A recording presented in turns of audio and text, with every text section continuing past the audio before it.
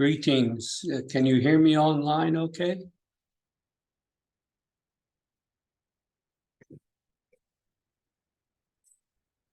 In a few hours, we come to the end of this retreat. It has been a wonderful, wonderful time together. Thank you so much on site and online.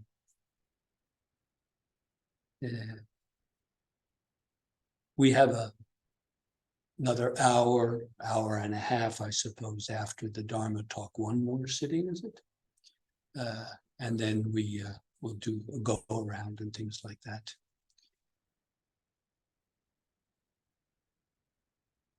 Today, naturally, is the time to take up the question that was raised about the practice in daily life.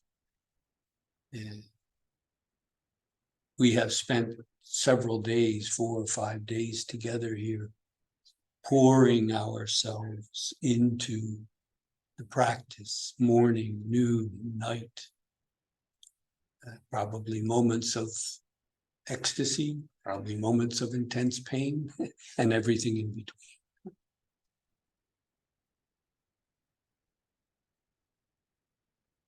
But we've been able to go through all of that together with the support of each and every one of us, supporting and being supported by each other. It's a precious, precious practice. As I said in the first Dharma talk, almost anything can become a hindrance, an obstruction can get in the way if our mind is working that way. We all know this painfully. We've experienced it how many times. We also know from our experience that that very apparent seeming obstruction, hindrance, pain in the ass is our way through. It becomes itself an opportunity on the way. Again, what does our mind do with it? When I was a kid, I guess 15 years old, I hitchhiked to Woodstock, the Music and Arts Festival. And I guess it was Saturday afternoon. It was late August, 1969. And there were a couple of really intense thunderstorms, really pouring rain, thunder. And so, of course, they had to stop the live concert, playing electric guitar is not really good when there's a lightning strike. Speaking of which, this is not a Tibetan Buddhist shirt. This is Harley Davidson, by the way.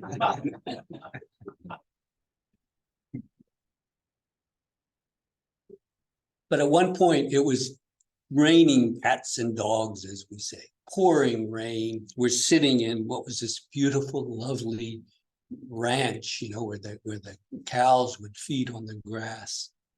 It was a farm, Max Yasgur's farm. In about 20 minutes, it turned into a mud pile, just mud with brown water flowing down. It was a bit of a hill. We were all sitting there. It was some of us, not me, of course, being rather stoned or hungry or whatever. I was quite unprepared. I had almost nothing when I went there.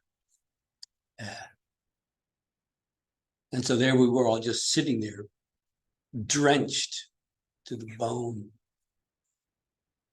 And what happened?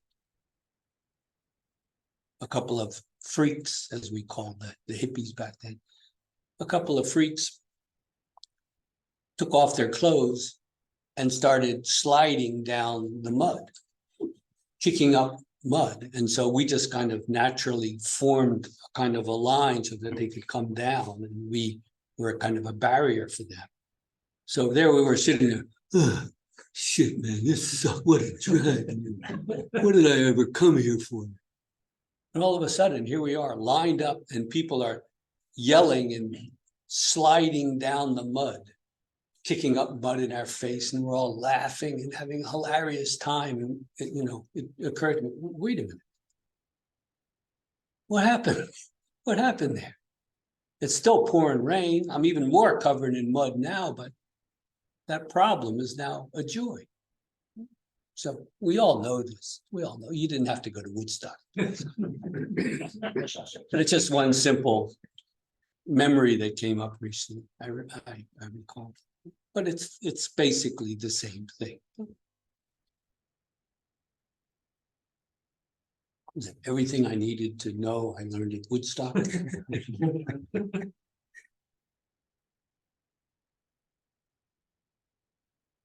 What was mentioned yesterday by Dagmar, going out for Kinhin was a challenge for her, a difficulty, because she's a good sitter. She knows how to sit, but then to take it out there and be accosted by these beautiful flowers and trees and things, it can be disturbing. So, well, what could she do? Well, one thing she could do is say, I'm not going out there. I'm just going to stick on my cushion and sit. I'll sit even more. Isn't that better? Or she could say, no, it's time for Kinhin. I go out there and see and wrestle with that and see. And eventually you see. The practice is just as much out there as it is in here.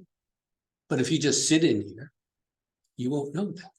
So soon enough, we will be thrown back into the world again. That is a great opportunity. And it is also different than what we have been doing here for the last several days. I would suggest you do not go back there to the daily world, shouldering your precious enlightenment, as it's called, and try to show those unenlightened people back there what you acquired here. I would suggest when you go back, find it there. Find it there. Appreciate those who you left behind, who perhaps were covering for you, doing the things that needed to be done so that you could be here. Is that any less important than what you did here? Perhaps it's even more important. They allowed you, they gave you the opportunity to be here. So when you go back, find out how their experience was. And if you can't find it there, you probably didn't find it here. There's nothing you need to go back home with, carry back home. Not a thing. Not a thing.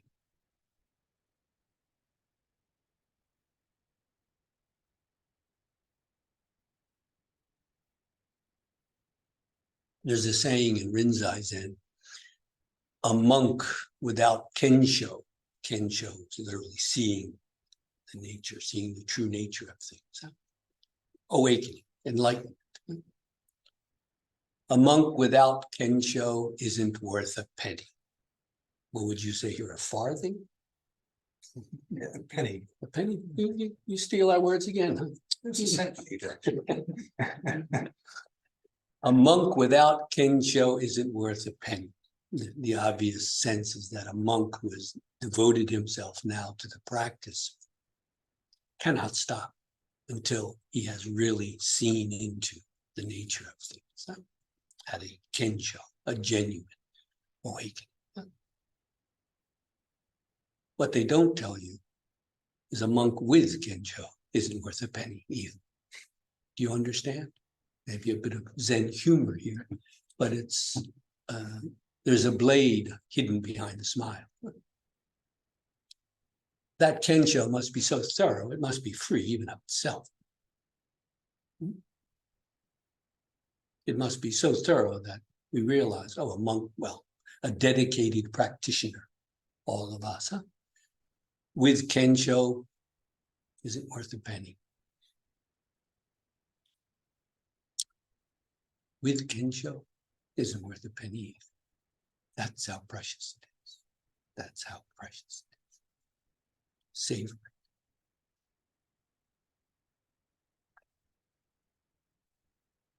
True kensho is to be free, precisely, of itself. If it holds on to itself, It's not thoroughgoing, is it? Practice must be thorough all the way through to right here, right here. So thorough that it's right here in the palm of your hand.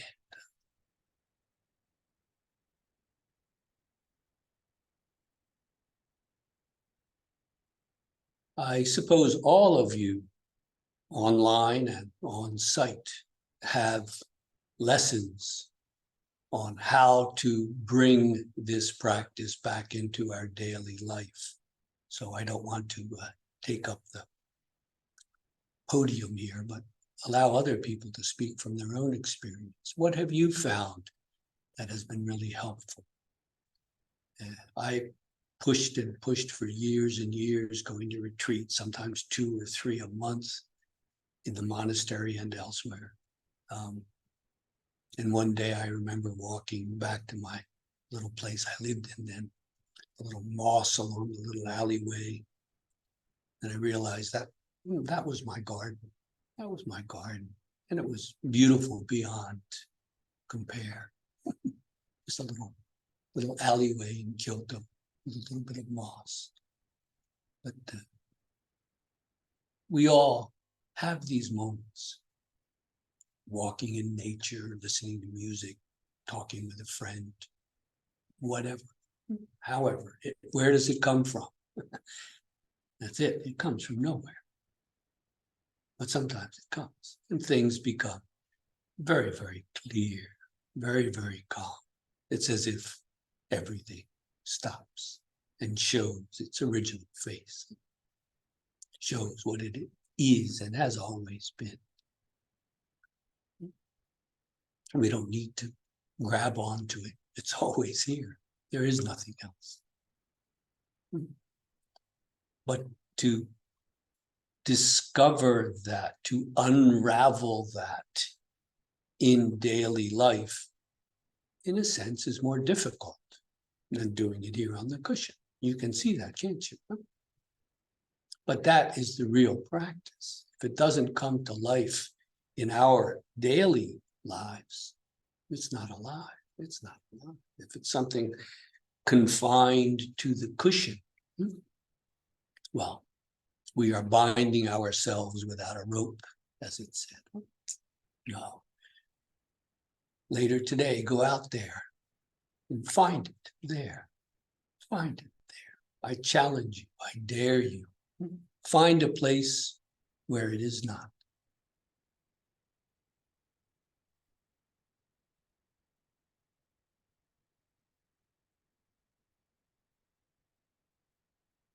I'd like to thank everyone here. Rod, as the organizer, what a fitting name, Rod. As strong, sturdy as the day is long. Thank you for all that you've done. And the Jiki Adam, carrying us along. Great pace with the kidney. Great pace. So even us old folks could keep up. And yet we were able to stretch our legs a good way. To those of you who helped out with the stretches in the evening, the exercises, precious, precious. All of us working together, all of us doing what we did, marvelous, marvelous.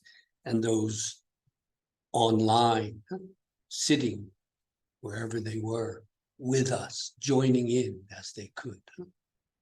It's marvelous, marvelous. Again, thank you all.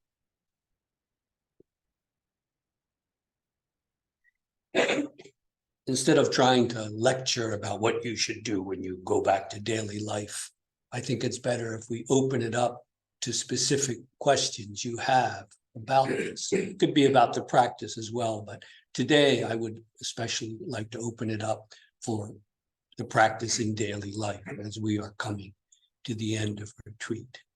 So let me open up to all of you here. And if there's time at the end, again, it looks like all you have to do online is unmute yourself and you can ask a question.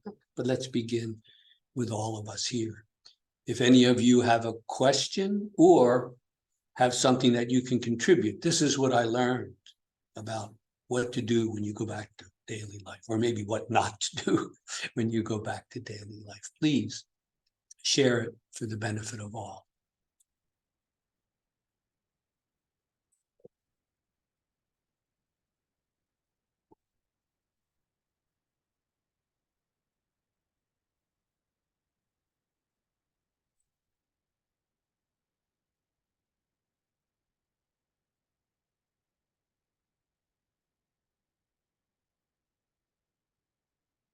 You like to?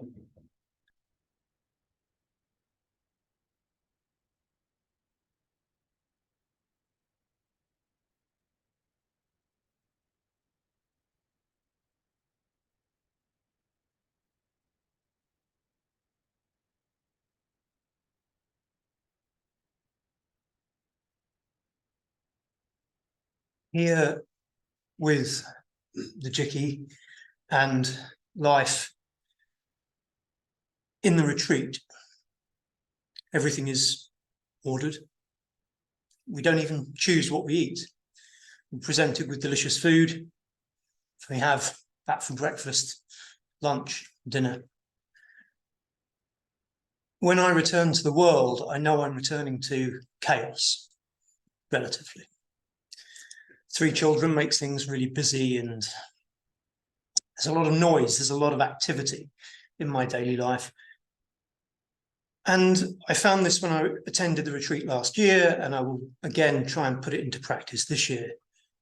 It's about embracing, for me, embracing that chaos and allowing it to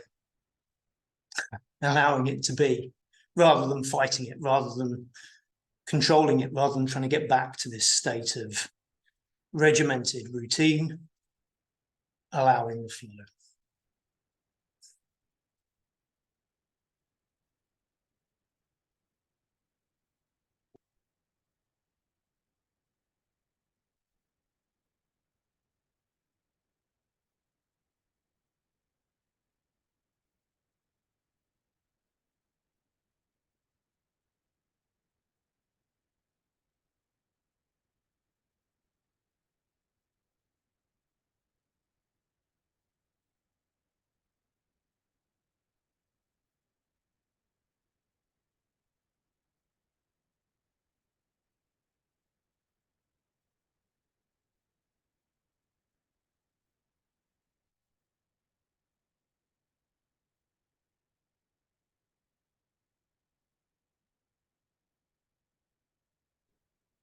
I feel like the health and safety guy here. During this practice, we have been very attentive, very concentrated. Everything has been calm around us, regimented, which has allowed that to develop. And a couple of things I've found from previous retreats is, first of all, be a bit careful with the driving, because it's sometimes has felt to me like I'm like super aware, I'm super, reactive to, somebody's moving across a lane, a mile up the road. And it can just be a little bit tricky just to get your head back into the correct space for driving. The other thing is everything will seem really noisy. If you stop at the motorway services or you see a television or something, it's like can be almost too much. And sometimes you just need to take a little transition time if you can. Not everybody is able to do that, but just a little bit of transition time just to ease yourself back into the run of daily life. And then finally, something which I was never warned about and which affected me after my very first retreat is that yeah, there's probably some psychological explanation, but essentially through all of the being quiet, some stuff from childhood about the death of a relative bubbled up, but it didn't bubble up during the retreat. It bubbled up when I was driving home from Wales to London at that time, and it was unexpected. It was intense. It was upsetting, and I had to actually pull into the rest area, the services, for a while, just to. And so I think, particularly if you're new to sitting,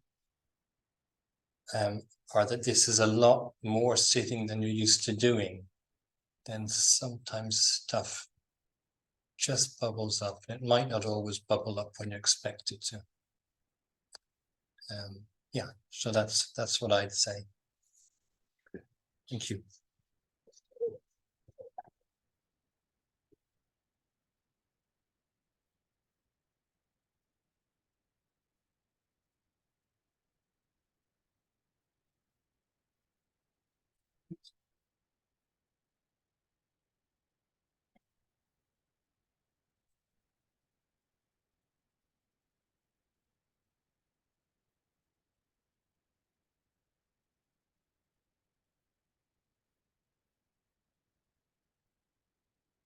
Hi, it's again me.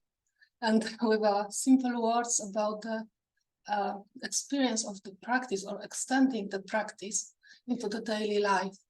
It's so simple, it's almost technical, it's not as profound as Jeff explained us.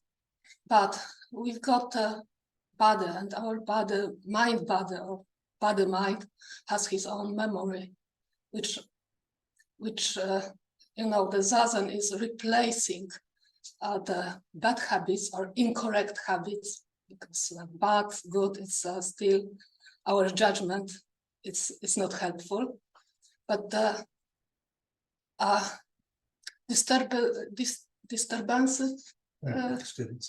disturbances, habits into the clear one or straight one.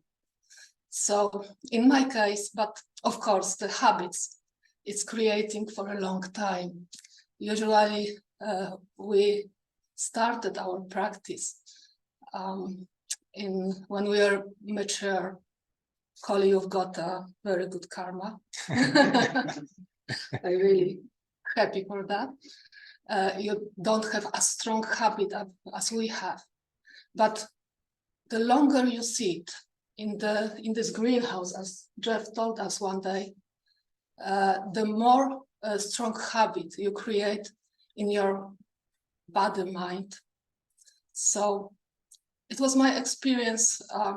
Find what works for you, of course. It was my experience that one day I was in a very stressful situation, and I just put the hand in the mudra, and my body just resembled what it means exactly when you do that. And for the very short moment, I was pretty clear. I showed the situation. I showed the other person, their state, my state, the wider, I don't know, horizon. And it worked just to not solve, but find a way in this situation. The second one was with walking. One day I had to go in the almost middle of the night in the London, which is not familiar for me. I don't know very, very much London, but I had to go with walk some distance. And I had the previously experienced that the people in London like to, talk to you and propose something. I wanted to not being disturbed in my way. It was also for me danger. So I remember that my friend said that when you look down, nobody will disturb you. So I just put my eyes in the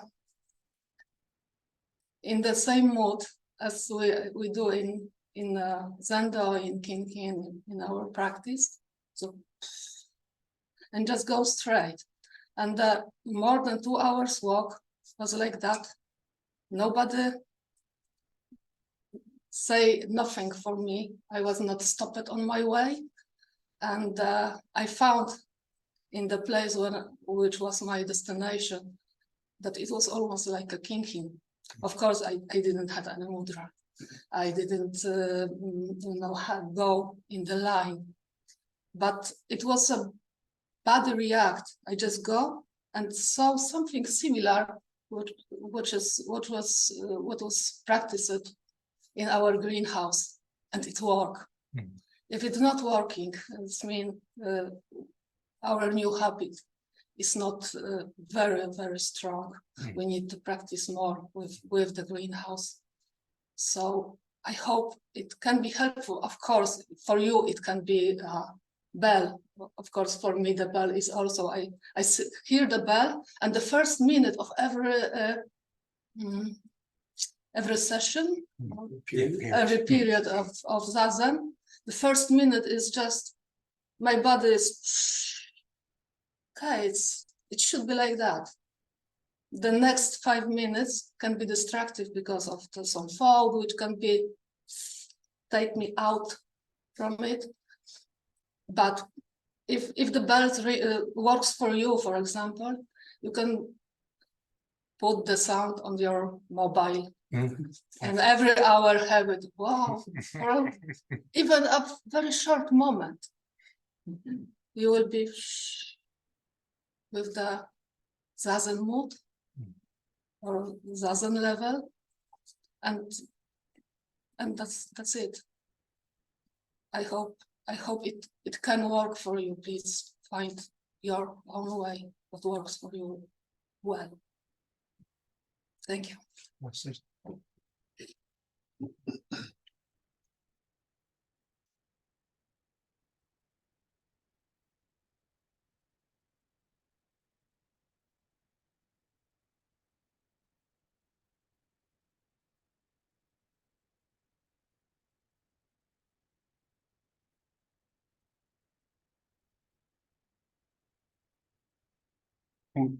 One thing we have in retreat, but we take with us out into everyday life is our breath. And during retreat, we can be aware of our breath to greater or lesser degrees, and we can use it as part of settling process, as to help with concentration. But it's one thing we take with us everywhere, and it's readily available. And the way we breathe, what our thoughts are doing are closely related. If we're controlling our breathing, our minds tend to settle, and vice versa. If our mind wayward, our breathing tends to be a bit chaotic. So yeah, in everyday life, we can bring our awareness to the breath, and that might be just the awareness of it is enough. Just being aware of breathing in, breathing out, or we can consciously direct it, so we can concentrate on maybe directing it down to the stomach area. We can consciously concentrate on slowing the breathing down. We've talked a bit about the breathing that Jeff does, the increasing the pressure in the back of your throat to slow the breathing down. So it's something we have in whatever situation, except coughing, and so yeah, use it. It's readily available to us. I guess the only other thing that comes to mind with regard to relaxation is it's amazing what happens if we consciously just slow our walking down. So rather than just, if we're walking from A to B, just consciously slow the walking down, walk at 70% of the pace we'd normally walk, and the effect that can have just like that. It immediately brings that sort of kin effect. I'll shut up.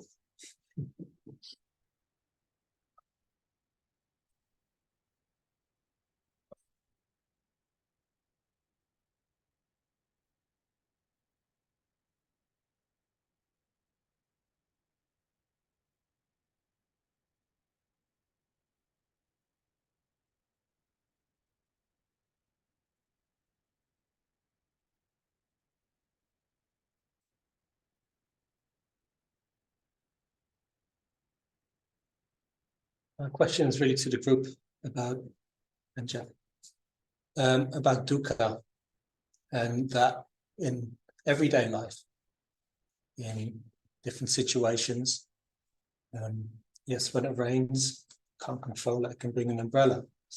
But what about a job we find ourselves in, or a relationship, or a living situation?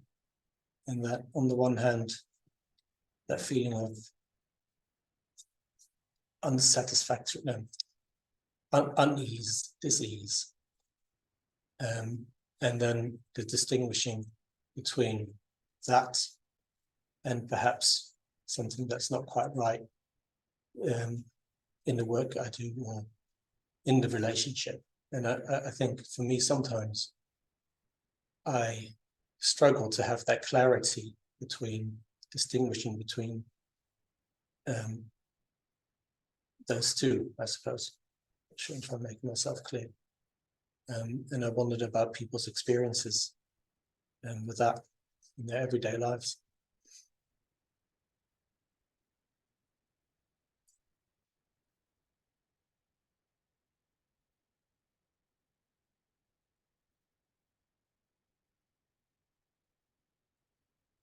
Why don't you come up here so we can hear? If you don't mind. I don't think. We can end. I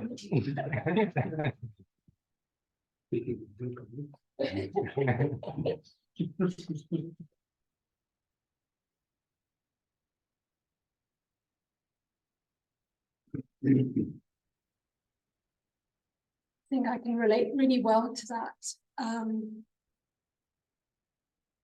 I have a tendency to blame myself and to see the situation as my fault.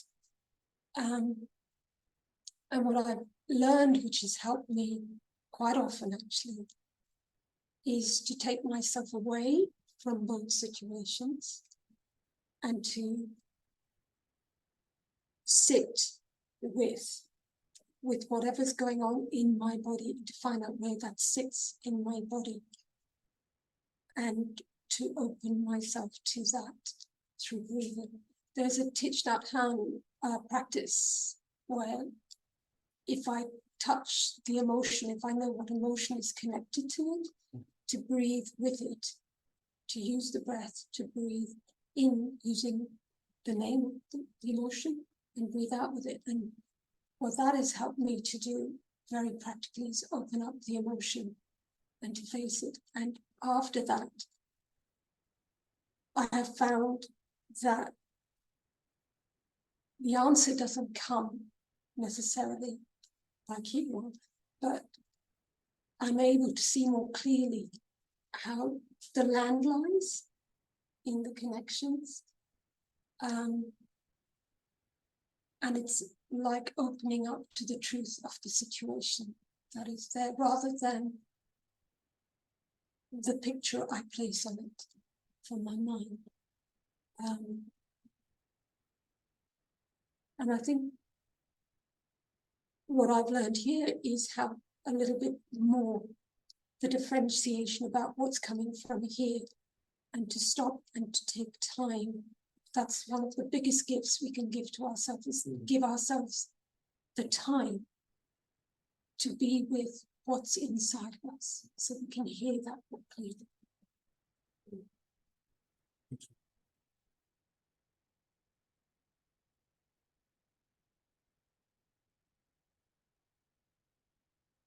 Anyone else has a response? Please.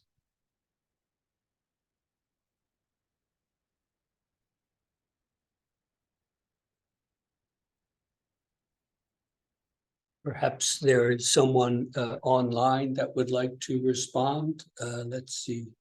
If you can just unmute yourself and speak up, please do.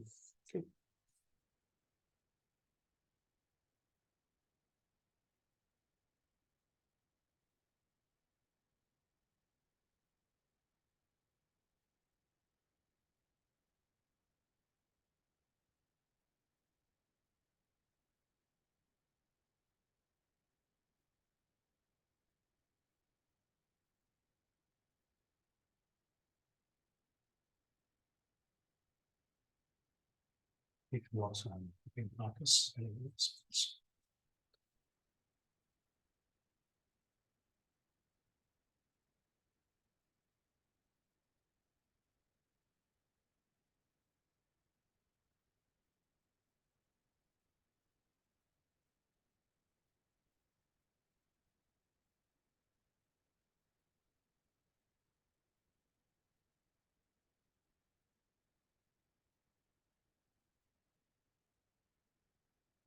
Can relate to that question you asked first.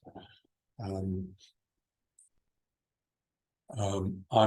also working a lot with relationships.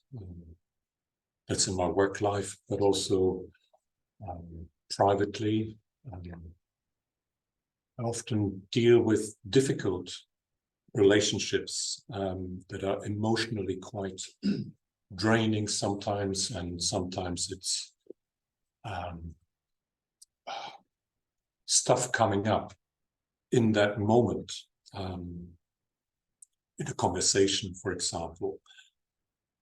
Here during the retreat, it's wonderful to remain open to whatever arises and deal with it, having the time and the support from everybody.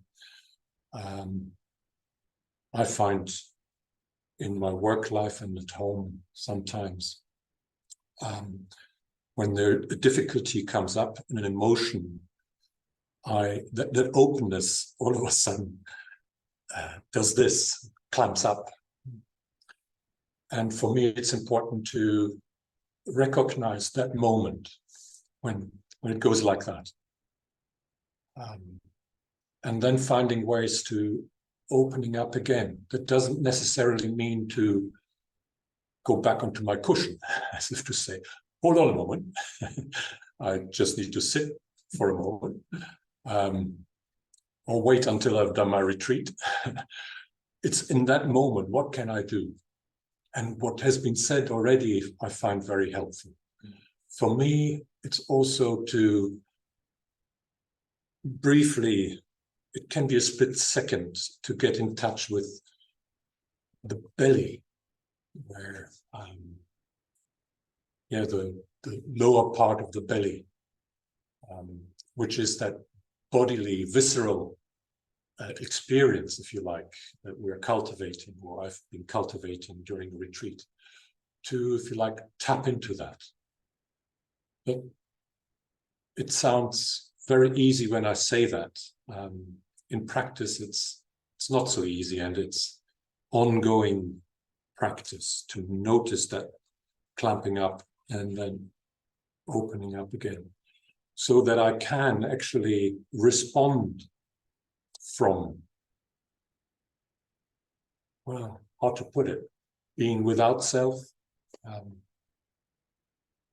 But that's where the practice is for me.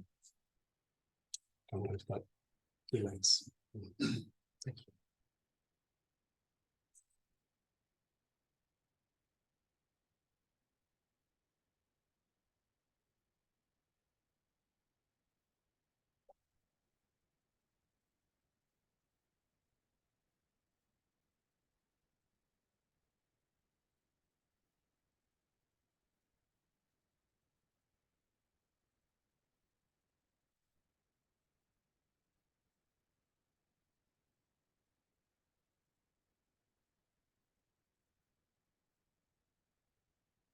there's any other response or even just another question, please feel free.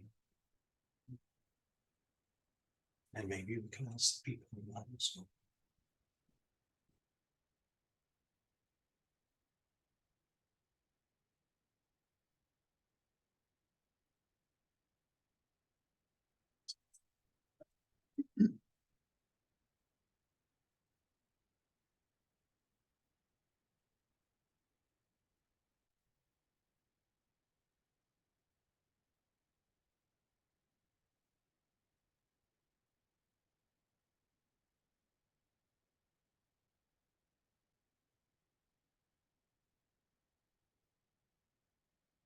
It was another response, leading a little bit from other people have mentioned as well.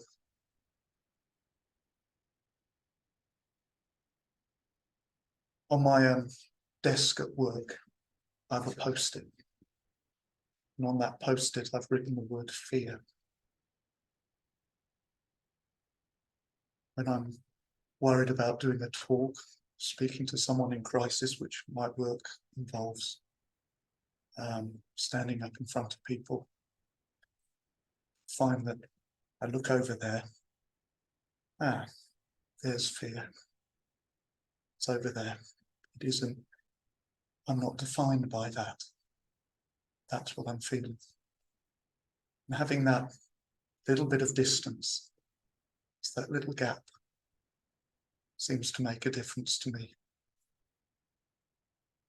And when I speak to people on the phone, also dealing with relationships or with situations, sometimes finding a place to step back a little bit and have that little bit of distance, that might be writing it down.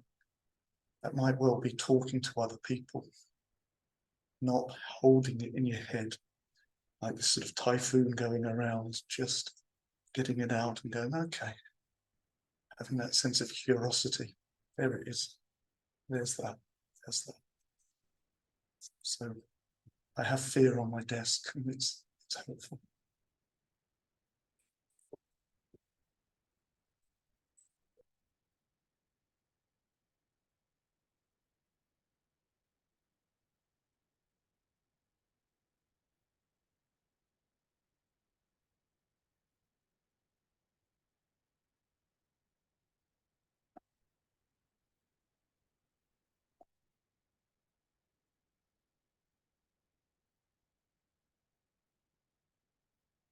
Briefly ask if anyone online.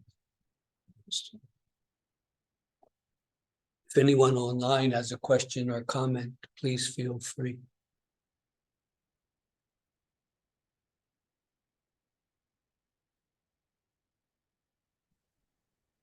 David? I have a story, Jeff, about going home from session. I'm not sure if people can hear me though. So. Can you hear me? Yeah, good.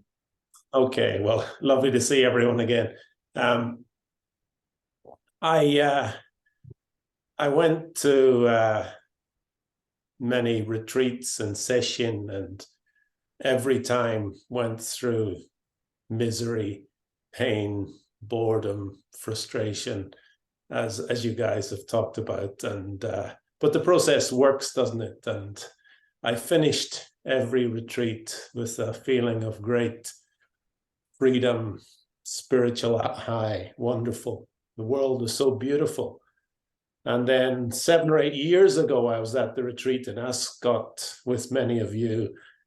And on my last day, the last day of the retreat, I picked up some kind of bug. And I was in Heathrow Airport on my way back to Belfast. I had a glass of beer. It tasted horrible. I felt miserable. I felt completely crap. And I sat there saying to myself, what happened to my spiritual high? Where did it go? And then eventually the question came to me, who were you sitting for? Who did you sit the retreat for? I didn't need an answer. The question was enough. That made everything clear.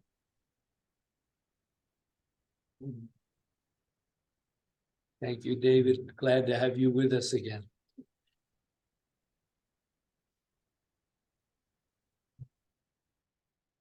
Anyone else on site or online? We have a few minutes left.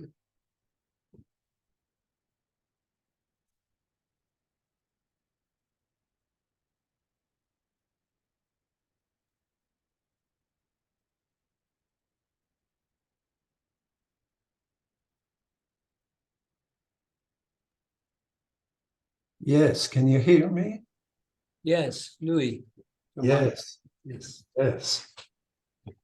I'd like to say a little something. It isn't about the subject that we were talking about. But first, thank you, Jeff, for your inspiring guidance. And thank you all, dear Dharma friends, for being there and sharing such a beautiful retreat with us. But I'd like to add, Jeff, that your rendering of the Barbie preview was a piece of anthology as far as Zen and humor is concerned. And it should be put on record for future Buddhist generations. It could be a great depiction of the palace of Buddha's father. No wonder the guy had to get away from all that. So again, thank you very much. The thanks goes to Barbie.